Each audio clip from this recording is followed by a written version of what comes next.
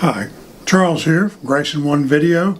Today will be the first full session video on electric biking, or it's more commonly known as e-biking. What I'm going to do today is really just introduce you to a lot of questions that you might want to think about if you're going to get into e-biking. If you already have an e-bike, you probably know most of this. So let's get right to this, or what it's all about. If you're thinking about e-biking, I'd like for this series to be your go-to for information, and perhaps we can go viral across the United States with people that are interested in e-biking. So the first question that comes to mind is the same one that came to me and my group, is what is the purpose of the e-bike usage that we want to do? So one question, are you going to be an e-biker for recreation, maybe mountain biking, fitness, or are you going to be an e-biker more of a commuter, like as a student or an employee going to work back and forth every day? The reason this is important is that it may affect which type bike you want to buy. And you may think, well, are all e-bikes the same? And the answer is no. A lot of them are made for different purposes, different uses. So I'm going to propose some questions to you to get you started in thinking, maybe give you some reference points to do a little homework. Now, in my next follow-up series, I'll be answering most of the questions. So if you want to wait for that a day or so, they will be here, and I think I'll get you your answers. First question everybody wants to know: how much is an e-bike going to cost me? And again, depends on what you want to use it for. If you are just I think I'm going to ride it occasionally, you may be looking at the $700 to $999 range. If you're talking about a touring bike or strong recreation, then you're talking probably a couple $1,000s.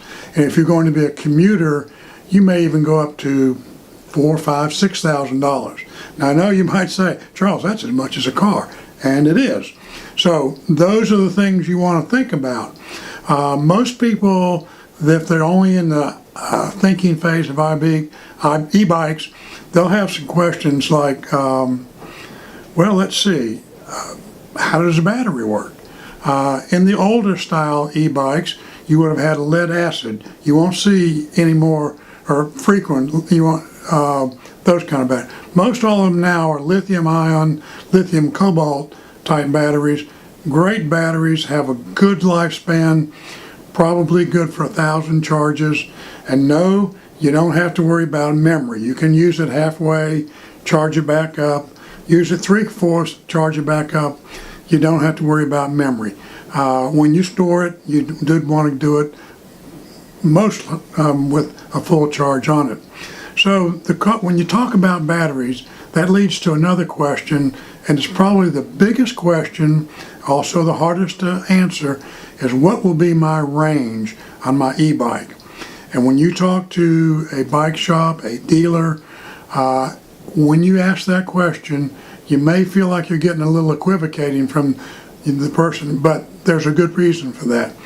The range of the bike depends on the terrain you ride, what's your body weight, how strong are your legs, where you can pedal more, use pedal assist less, wind resistance, but probably the two biggest things are going to be the terrain you're riding on and how much do you weigh.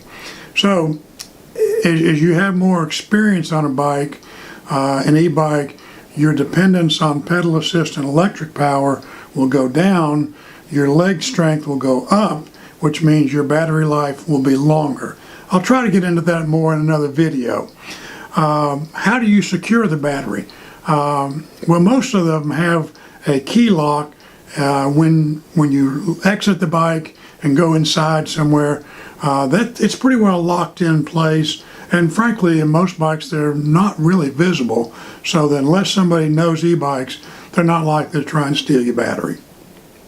Probably, if anything were to be stolen, it'd be the whole bike, which is why you get a lock. We'll talk about accessories in another video that's coming up. How do you recharge a battery? And how long does it take to recharge them? Depends obviously on where your charge is when you start. If you're only halfway through, maybe a couple hours. If you've run it down to 80% usage, it may take 3 to 5 or 6 hours. So hopefully that answers that question. But it's one that you'll want to think about and talk to whoever your vendor is that you buy from. Another big issue is what they call a rear hub motor. That's the motor is on the rear hub of the bicycle, or a mid-drive motor. And that's where the motor actually sits, right there where the sprocket and the pedals are. Two different functions, both have advantages, both have a couple disadvantages. Again, we'll get into those in another video, but it's good to you to know when you go into a shop or go online that there are different types. Now, there are a few bikes that use front drive, not many, so we really won't cover much of that. Question may be about what kind of spokes do I get? A big guy like me, I like carbon fiber because it holds my weight up. It's very durable. A metal spoke may be just fine if you're under 200 pounds or so. Where do you get the maintenance on your e-bike? Well, that's a great question, and I'll talk to it about also when we talk about online buying. When you're getting ready to buy an e-bike, make sure that there's a dealer or a shop around that will work on whatever brand you want to get. Now, my bike is a Pedego, and there are Pedego dealers around. There's also other shops close by in my area where I can take them, they can also work on them. But make sure that whatever bike you buy, whoever you think is going to do the maintenance, unless you're a real DIYer, make sure they'll work on what the bike you're going to get. So, what do you think about buying pre-owned? Good question. You might be able to snag a bargain by buying pre-owned. You may not get a warranty, but you may save some dollars. Again, if you are going to buy pre-owned, you'll want to make sure that a local dealer will service that brand of bike. Do you want to buy online versus a brick and mortar store? Tough to say. If you're really good with your hands, maybe online will save you a few bucks, but you do have to think about how's that thing going to arrive? What if there's damage to it when it arrives? Are you going to have to assemble it? Are they going to send somebody? If they do send somebody, are you going to have to pay that somebody to do the assembly? So I'm not saying online is not an opportunity. I'm just saying think about what the other side of it is. How do the brakes work? Well, fundamentally, you use disc brakes, which is pretty much like your car. You've got a disc that goes with the wheel. You have calipers that squeeze down. You squeeze the grips on the handlebars.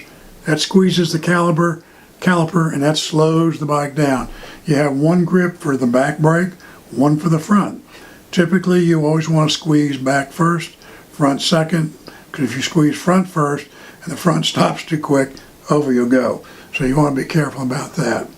What kind of accessories are you going to need? I'm going to have a separate video, and I'm going to show you some accessories that I have, from auxiliary lighting, safety issues, to even apparel. So that'll be for another video. I'll have a video on touring, and that'll be some great shots that I've had from a tour that I did from Key West to Key Largo. Great ride, bikes ran terrific. Of course, remember, we're pretty much at sea level, so it's good there. How do you make that final decision when you've done all your research? My best guidance on this, take a couple test rides. Find a person or a dealer that will let you take a test ride, and you maybe want to do two. One with a mid-drive motor, one with a wheel hub motor. Both of those will give you an opportunity to see what are the functions and what are the features and benefits, advantages and disadvantages. Now, if you go to a shop, you may have to pay for what I would call a checkout ride, or perhaps a touring ride where maybe they've got a 10-mile route and a guide goes with you. Now, just to go around in the parking lot, they probably won't charge you, but be prepared to spend anywhere from 30 to 50 bucks for a guided tour test ride. Great opportunity to talk to the people that are guiding you, as well as check out that bike. So I hope this has brought some questions and some answers to you. We will be going into a lot of these more in depth in some future videos. Meanwhile, here in Georgia, it's almost springtime, so I'm already out riding, and I hope that wherever you're at, if springtime is just around the corner, that you'll be looking at an e-bike, and these video series will help you make the exact right decision. Thanks, and I hope you have a great day, and I'll see you next. Grayson One Videos, e-biking or electric biking, this series. Talk to you later.